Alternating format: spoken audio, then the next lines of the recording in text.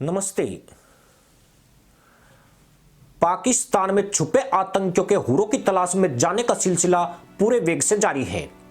मदरसा मुल्क को सुरक्षित ठिकाना समझ बैठे आतंकियों की कब्रगाह अब उनकी पनाहगाह में ही तैयार हो रही है।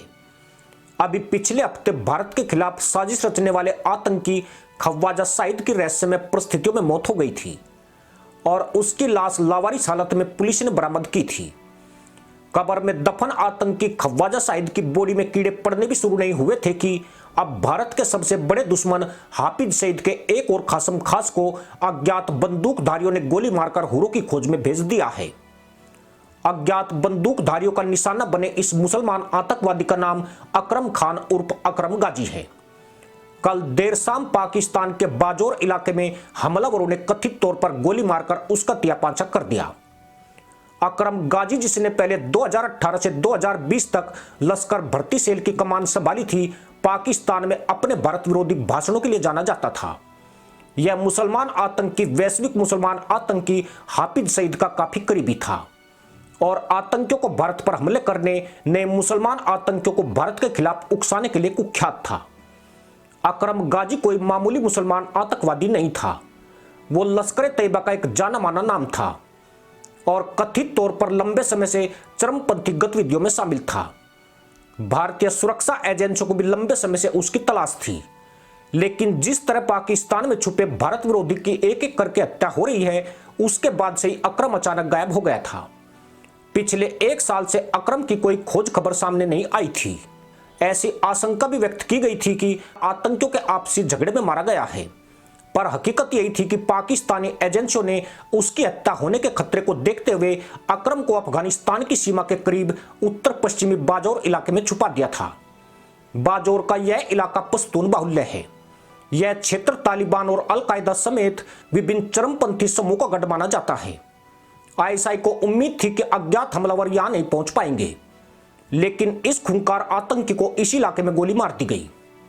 मीडिया रिपोर्ट्स के मुताबिक लश्कर तैयबा के मुसलमान आतंकवादी को बाजौर में अज्ञात हमलावरों ने गोली मारकर उसे बुरी तरह घायल किया था। हमलावर नकाब पहनकर गाड़ी में सवार होकर आए थे। उन्होंने करीब 2 मिनट तक 12 राउंड फायर किए, जिसमें अकरम को कई गोलियां लगी। हमला करने के बाद नकाबपोश मौके से फरार हो गए।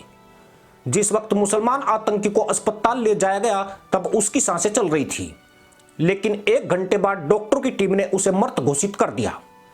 पाकिस्तान में 20 से ज्यादा आतंकी इसी पैटर्न पर मारे गए हैं और पिछले 1.5 साल से आतंकियों की हत्या का सिलसिला लगातार जारी है।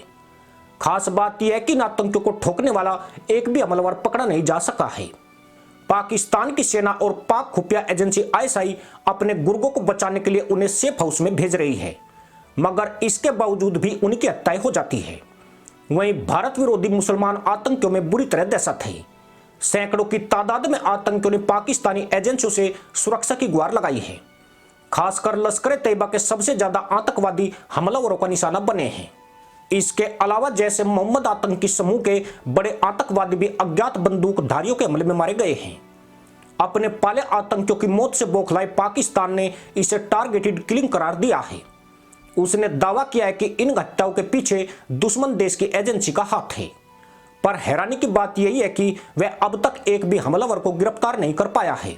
ऐसे में यह सवाल भी उठे है कि कहीं खुद आईएसआई अपने पाले आतंकियों को तो नहीं खत्म कर रही है, ताकि भारत में हमले करने में नाकाम हो चुके आतंकियों को ठोककर वह उनका दोष किसी और के ऊपर थोप सके। गौर करने वाली बात यही है कि 10 अक्टूबर को भारत के मोस्ट वांटेड सईद लतीफ की हत्या के बाद पाकिस्तान ने कहा था कि उसके पास सबूत हैं, जिसमें पाया गया कि इस घटना में एक देश की खुफिया एजेंसी का हाथ है, जिन्हें जल्दी कोर्ट के सामने रखा जाएगा। यही नहीं, सिंध पुलिस ने 3 आरोपियों को गिरफ्तार करने का दावा भी किया था, लेकिन 1 महीना गुजरने के बाद सईद लतीफ का मामला भी ठंडे बस्ते में जाता दिख रहा है। आपको बता दें कि पंजाब के पठानकोट एयरबेस पर हमले के आरोपी सईद लतीफ की भी अज्ञात हमलावरों ने गोली मारकर हत्या कर दी थी। लतीफ जैसे मोहम्मद संगठन का सक्रिय सदस्य था और अब 1 महीने के भीतर भारत का एक और दुश्मन, तीसरा आतंकी भी हुरों की खोज में भाग गया है। इसी के साथ अनुमति दोस्तों, जय हिंद, वंदे मातरम।